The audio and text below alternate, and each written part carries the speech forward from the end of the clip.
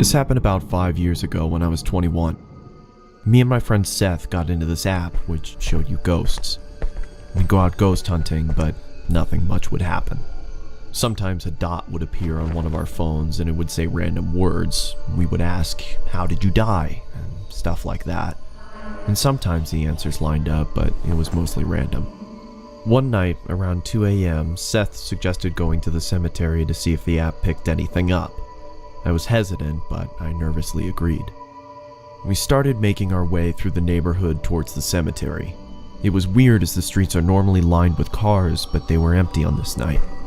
We walked down the middle of the road with the app running, but it wasn't picking anything up. We finally made it to the cemetery, which was a small, family-owned one where they only buried their own.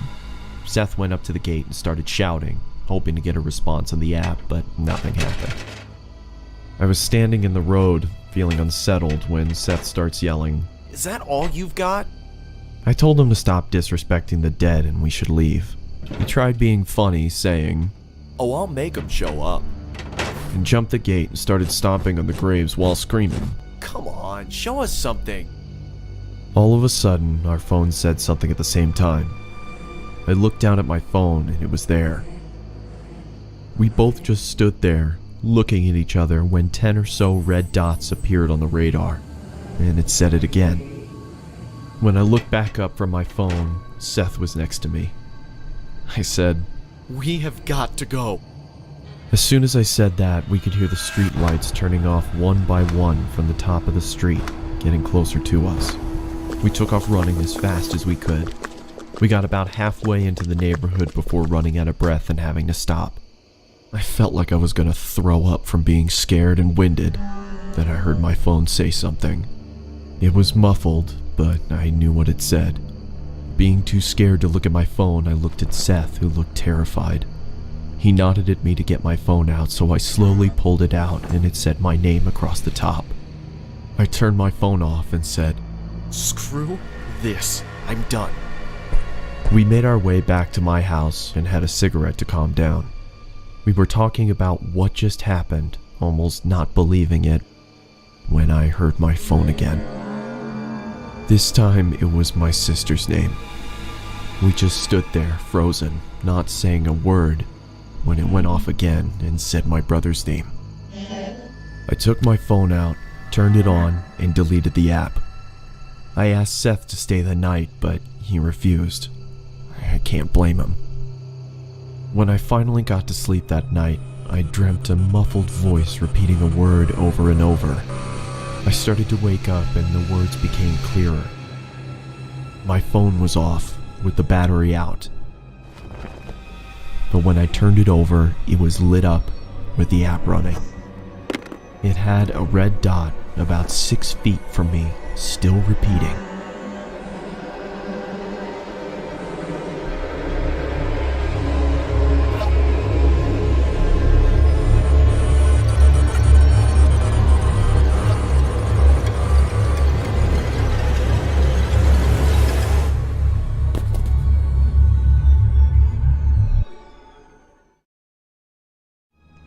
I woke up the next morning and went to the bathroom. I had a razor-thin cut from my left shoulder to my right hip. I don't know what happened that night, and nothing has happened to me since. Needless to say, I don't mess with that kind of stuff anymore.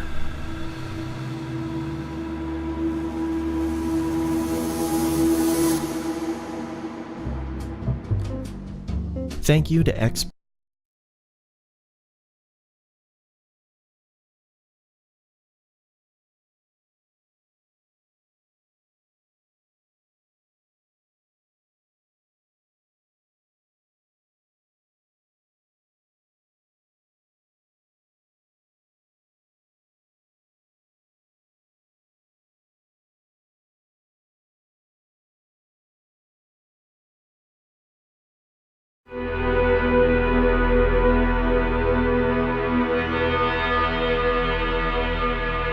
I'm 22 years old, fresh out of college, and I recently got a job at my old high school as a sort of computer intern in the school basement.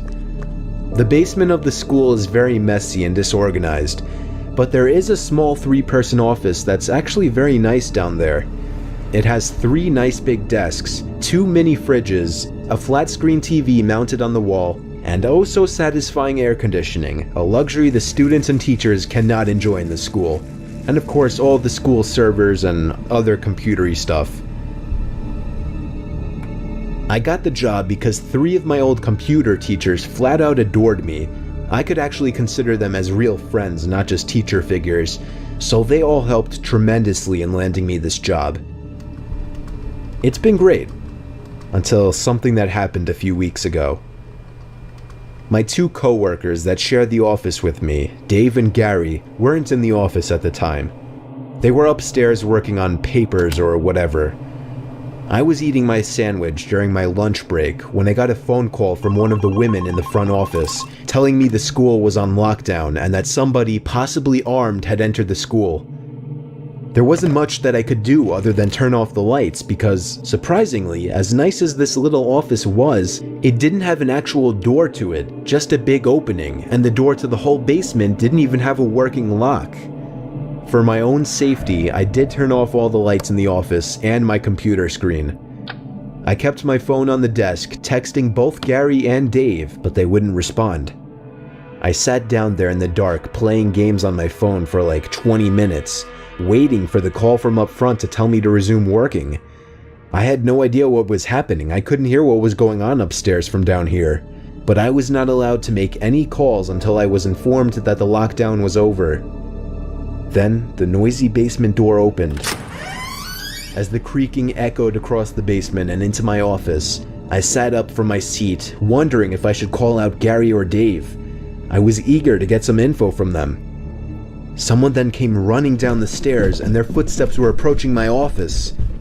I pushed away my chair and crawled under my desk. Somebody entered the office but did not turn on the lights. There was just silence. I can't even describe the fear I was experiencing. I felt like if I made one sudden noise, I'd be a dead man. Suddenly, my phone dinged as I got a text message. I felt my entire world shrivel up and die at that one moment as I clenched my teeth in fear.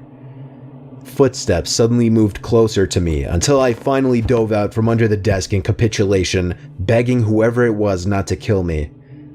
And just then, someone grabbed my arm and pulled me up.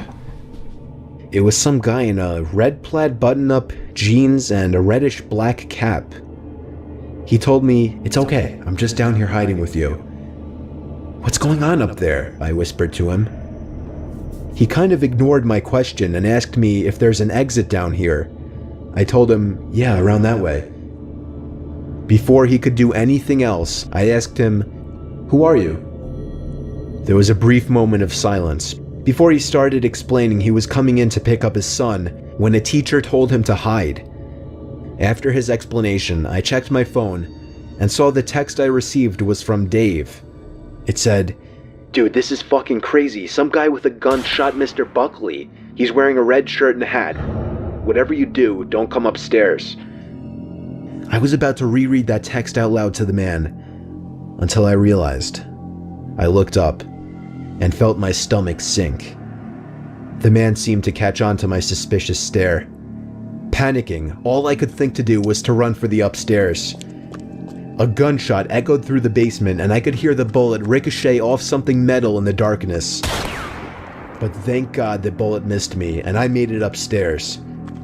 Fortunately, police were waiting at all exits, including the basement exit, and caught the man the second he opened the door. More good news, our teacher Mr. Buckley survived the gunshot. It was later determined that the man and Mr. Buckley had some beef for whatever reason, but that was never revealed.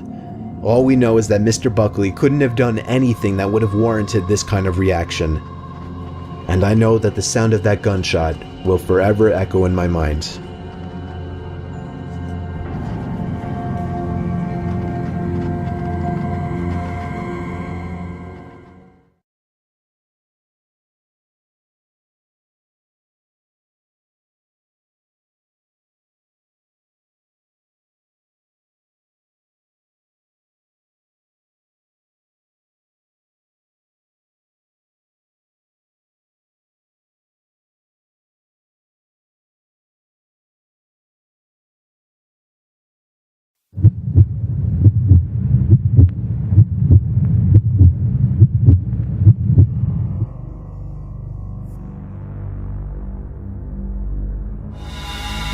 was out doing a delivery one late night. It was probably the longest drive I have ever taken for a pizza delivery. From the pizza place I worked at, it was a 20-minute drive, which isn't too crazy out where I live. Plus, they ordered 4 large pies, so I figured it was a party and I would get a much bigger tip. Navigating the dirt roads at night was always annoying though. I pulled up to the given address. It was some old, sketchy-looking building literally in the middle of a forest clearing. There were no cars parked anywhere or any lights on. I put my car in park and called my boss. I asked him to reread the address at least 3 times to make sure I typed it in right, but that checked out. I could tell he was in a really bitchy mood, and he told me to at least knock on the door and check it out. He would normally get mad if we took back 1 pie, but I was afraid of what he would do if I brought back 4. I was insanely unnerved, but got out anyway and forced myself to the front door of the building. There was no doorbell, so I just knocked really hard. I heard nothing and didn't really expect to hear anything. I was extremely disappointed, not because nobody answered the door, but because I was realizing that it was all a waste of time and gas. I knocked one more time out of desperation, and then began to hear some kind of rustling noises from inside of the building.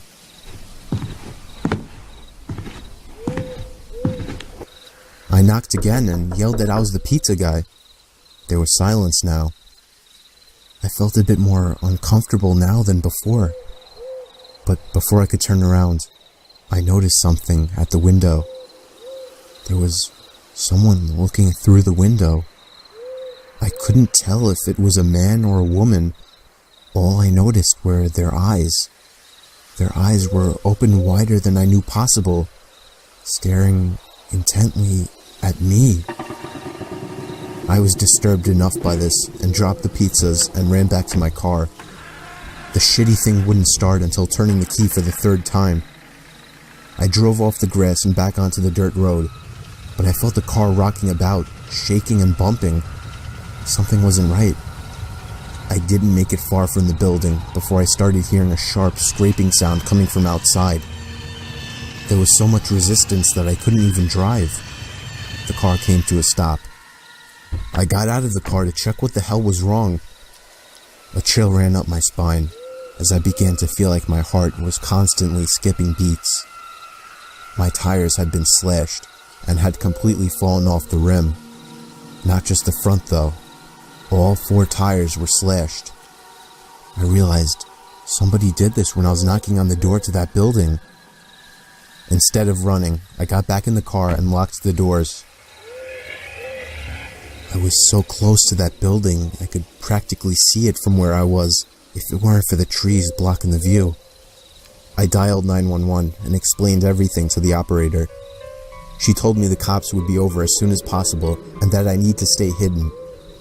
I asked her if it was advisable to stay in the car or run, and she told me it would be best to stay in the car with the door locked. She asked me to stay on the line with her until the cops arrived. My whole body was shaking. In all directions, there was nothing but dark, seemingly endless forest. I knew it would take forever for the cops to get there. I was not comfortable with sitting in that car so close to whoever did this. The next part, though, is what utterly destroyed me. It still shakes me to this day, and I hope nobody ever has to experience this kind of fear.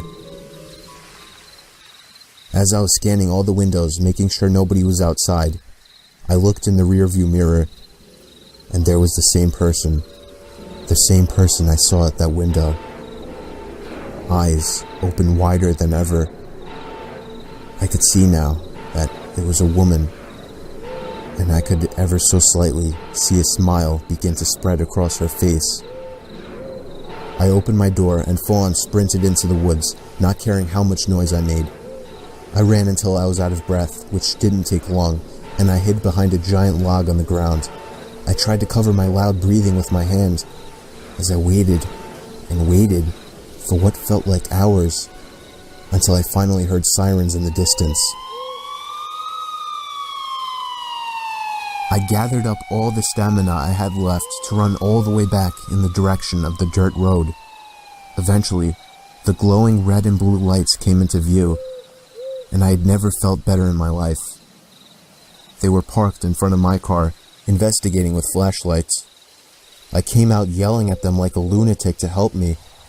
I fell to the floor and started to gag, almost throwing up from running so much. They picked me up and began to question me, to which I explained everything to the best of my ability. One of the two cars drove over to the building, and the two officers began to search the building. They came back with nothing except for a couple of spiky objects. These objects were exactly the same as the ones used to slash my tires. The cops guessed that it was some kind of sick, demented couple, being that I saw the woman, but unfortunately they were never found. And that still kills me to this day. I obviously quit my job right after that and started working at a local grocery store. I know that I'll never forget seeing that woman at the back of my car.